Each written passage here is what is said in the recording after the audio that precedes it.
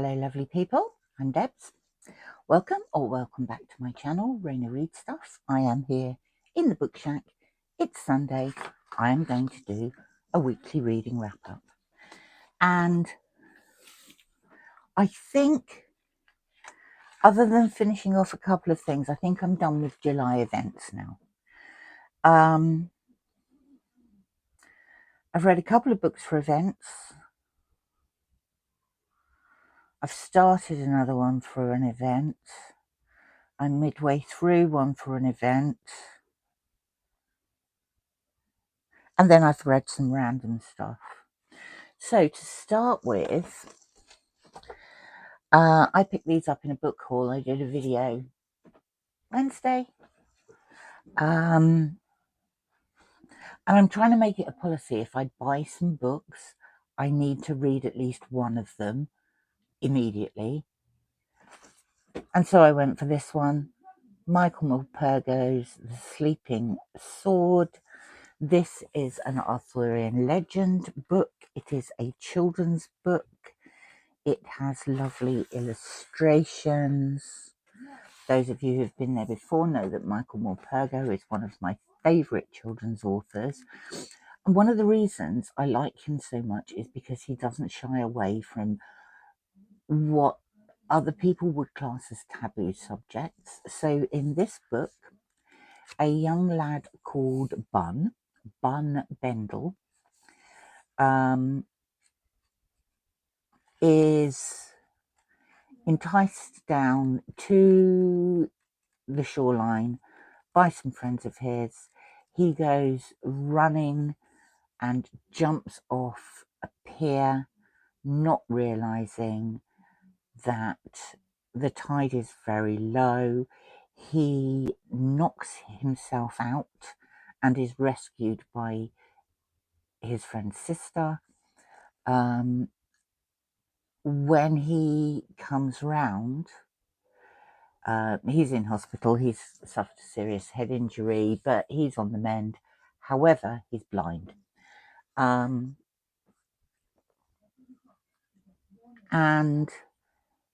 he struggles with his blindness. When he recovers, his parents can't think it. They live on the Scilly Isles. A lot of Michael Morpurgo's books are based on the Scilly Isles, which are a group of islands off the southwest coast of England. They're quite remote. They travel by boat to go to senior school,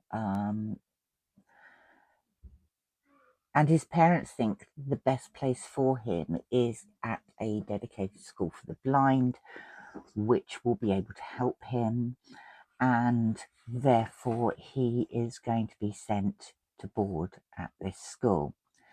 And he contemplates suicide and leaves the house and goes down to the cliffs, but again is saved by his friend's sister. There's not many children's authors who would not only tackle the subject of childhood suicide, but also do it really well. And it's a part of this story, but it's not the main plot. The main plot is about King Arthur, and the family, who are tenant farmers, find a grave in which there is a sword and a shield. And that's all I'm going to tell you. It's very good. I thoroughly enjoyed it. Now, in my garden, we redid the garden, or rather we got people in to redo the garden a couple of years ago, about 3 years ago. I'm not the greatest gardener in the world, but I did particularly want to plant flowers and bushes that would attract pollinators. So among the things I planted were a couple of lavender bushes. These lavender bushes are probably, I can see them from here, they're probably now 3 foot high and 3 foot wide. And they attract a multitude of honeybees. I can sit there for absolutely hours watching them. There's, upwards of 20 plus honeybees on these 2 lavender bushes at any one time. And I love watching them. I came out the other morning, probably this time last week, and there were 4 dead bumblebees. I was quite upset about there being 4 dead bumblebees, and I didn't know why they'd died. 2 of them were still, they were like hanging from a spider's, almost from a spider's web, from the lavender, and 2 were on the floor. And so I found myself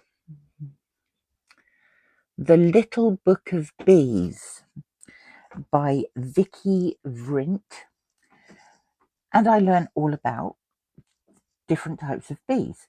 Now, I am going to count this book, even though it is mainly a nature book, I am going to count this book for Historathon, because in this book was a history, which chapters on the history of beekeeping that were really quite interesting. In fact, loads of things were quite interesting.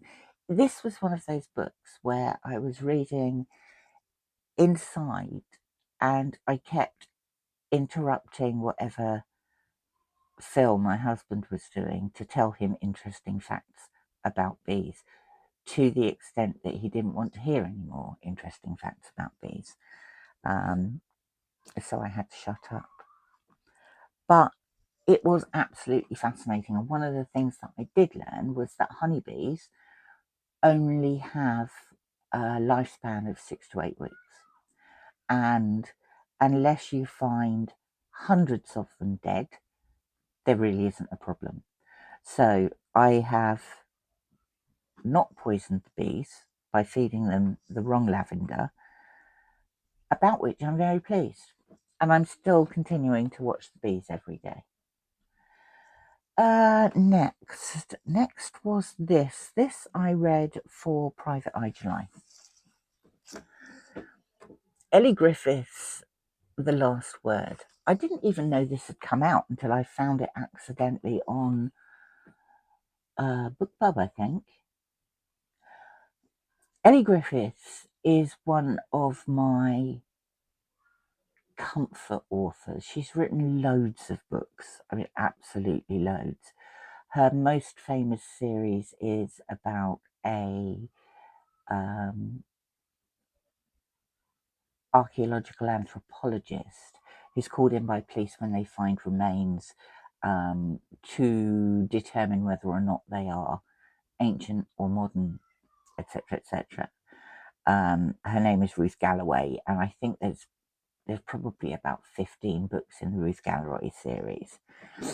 This one came out last year and completely escaped my notice. It does have a predecessor. It has a predecessor in the Postscript murders. And these feature a gay female Sikh police officer. And in that book, she is aided by a random selection of people. There is a former monk who runs a coffee shop by the sea. There is a Ukrainian woman who is a cleaner. And there's an old boy called Edwin who is retired, and it's his friend in a care home who's been killed. Now, in this book, we've moved on a couple of years. We've just come out of lockdown for COVID, and Benedict, the former monk, and Natalka, the Ukrainian cleaner, are a couple now. Benedict is still running the cafe. Natalka has a cleaning company, but she's also got a detective agency, and she has teamed up with Edwin, who is in his 80s and claims to be the oldest private detective in the country. And they are hired by the daughters of an author who claim that the police have determined that their mother's death was a heart attack, but they think her husband murdered her. And we progress through this story. Harbinder, the detective, has now relocated to London. She's been replaced by a black female detective who they run into a few times, and who actually contacts Harbinder to check that these people are on the level. But it transpires that a number of older people who were writers have died, and their deaths have either been attributed to suicide or natural causes. But Benedict and Natalka and Edwin think otherwise. This was fun. I absolutely love the Dr. Ruth Galloway books. I enjoyed this. I love the characters of Natalka and Benedict and Edwin. I feel that Ellie Griffiths is trying to almost force too much diversity in. I mean, is there such a thing? Can you have too much diversity?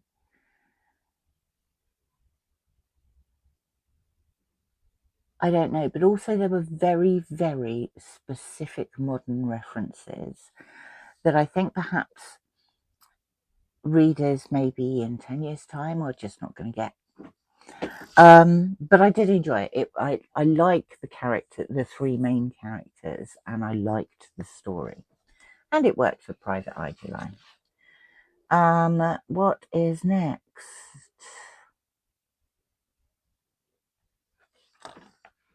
Another one for Private Eye July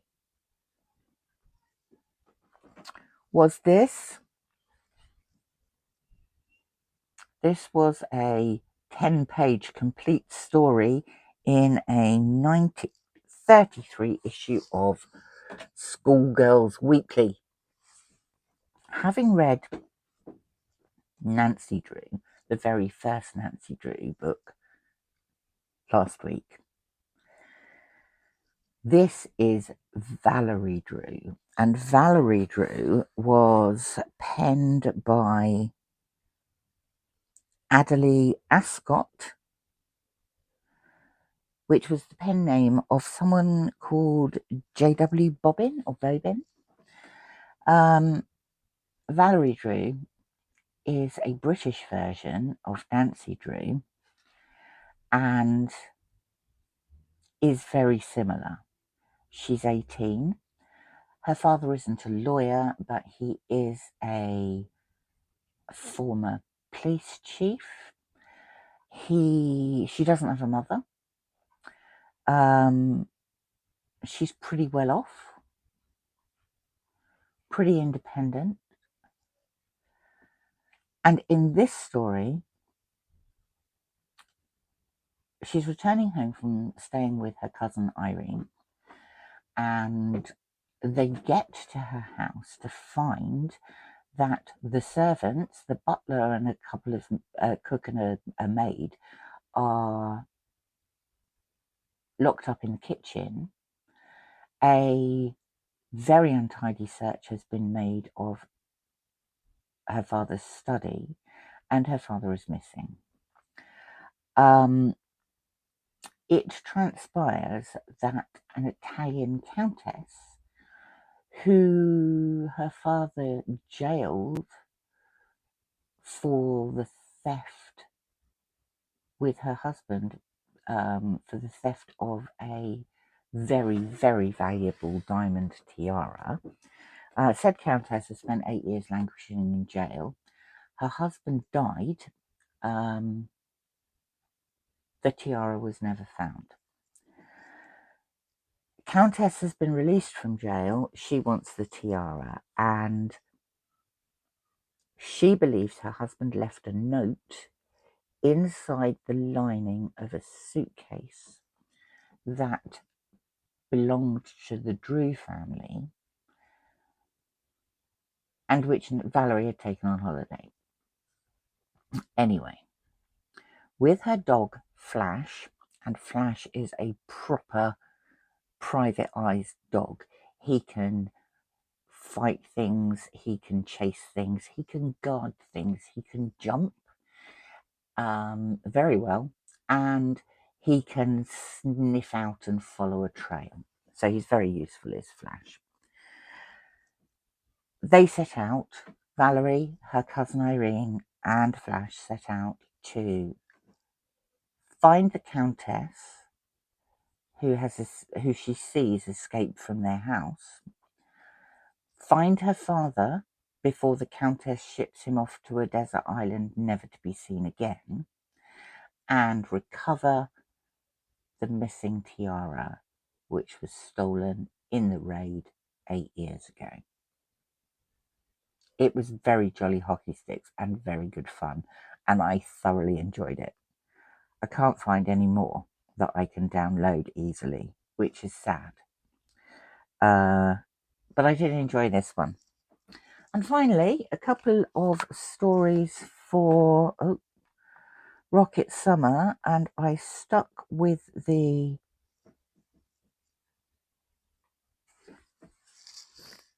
Ray Bradbury Mega Pack that I read a couple from last week.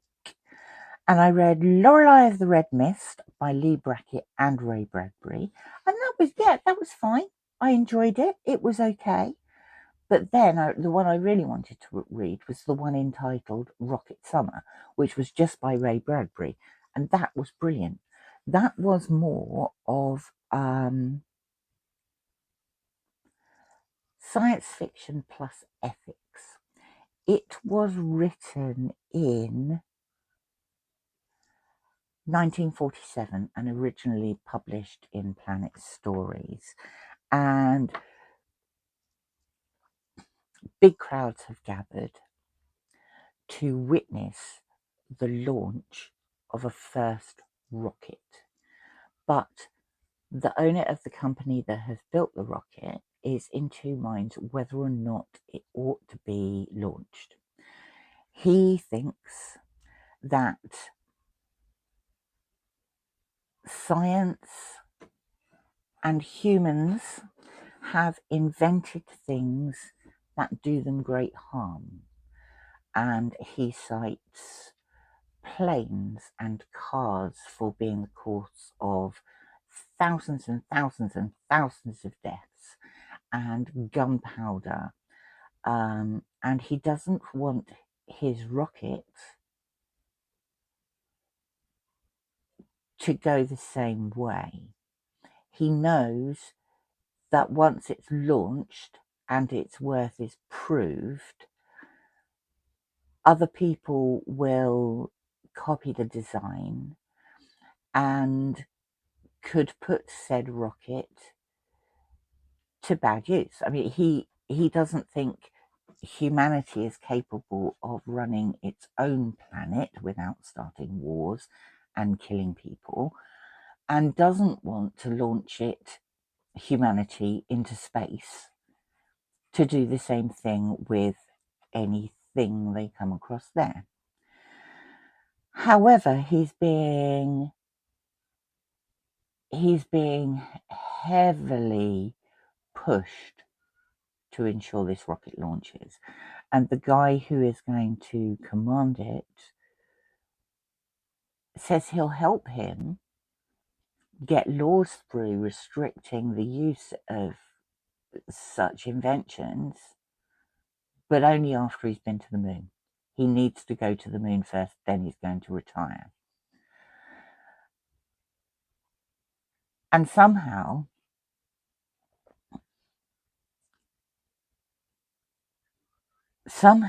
Stanley has to come up with a solution that he is morally happy with, but also proves whether or not the rocket is capable of getting into space and back again. And he's being threatened by all and sundry who are threatening him and his family if the rocket doesn't launch. What's he going to do? You'll have to read it and see. I loved the moralizing and the ethics behind the science fiction of this. Thought it was fabulous. Really, really enjoyed this story. So, I'm still partway through Emma. Haven't finished it. Do need to catch up. I have done quite a lot of more reading on Wolf Hall, which is one of the 10 books that I found on my shelves that have been there far too long that I haven't read, and I don't know why. And I have also saw Historathon, The Witches, Salem 1692 by Stacey Schiff, which actually is another book that has been sitting on my shelves for more than a year. This week I failed miserably to do the tag video I said I was going to do. I did, however, do the book haul video midweek, and in a short showed people the newest statue in Nottingham, which I went to have a look at and is fabulous. So that's it from me. This week coming up, I will do a tag video. I will be doing a tag video.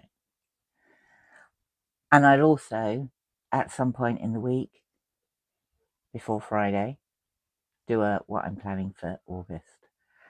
Thank you very, very much for popping by. It's always lovely to see you, and I shall speak to you again soon. Let me know what you're reading and have a wonderful week. Speak to you soon.